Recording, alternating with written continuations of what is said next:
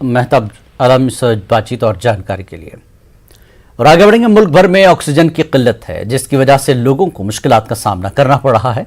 ऐसे में जो ऑक्सीजन प्लांट लिक्विड ऑक्सीजन बना रहे हैं, उन पर लगातार बोझ बढ़ता जा रहा है। गुजरात के महसाना जिले में ऑक्सीजन बना रहे कारीगर गुज़श्ता 15 दिनों से अपने घर भी नहीं गए हैं। इस प्लांट में पिछले कई दिनों से 24 घंटे ऑक्सीजन बनाने का काम हो रहा है। यहां काम करने वाले मुलाजिमीन को खाना खाने तक की फुर्सत नहीं है। इन लोगों की यही कोशिश है कि जल्द अज जल्द ऑक्सीजन की कमी को पूरा किया जा सके।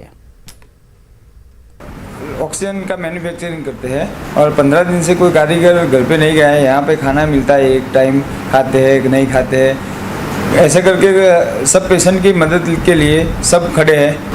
अभी हमारे यहाँ 24 आवर्स में 4 मेट्रिक टन प्रोडक्शन हो रहा है। उसमें 450 सिलेंडर रिफिलिंग हो सकते हैं। अभी ऑक्सीजन की डिमांड बढ़ गई है बहुत ज़्यादा, इसीलिए हम 24 आवर प्रोडक्शन कर रहे हैं और डायरेक्ट एयर में से हम लिक्विड ऑक्सीजन मैन्युफैक्चर करके हम सप्लाई कर रहे हैं। अभी हमारे पास ज़्यादातर गवर्नमेंट सिविल हॉस्पिटल है और जो होम क्वारंटाइन पेशेंट है वो है, और प्राइवेट हॉस्पिटल है हमारे पास।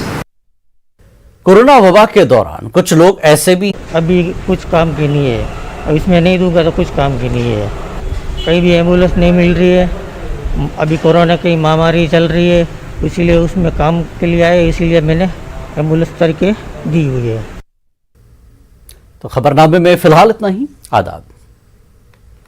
इस न्यूज़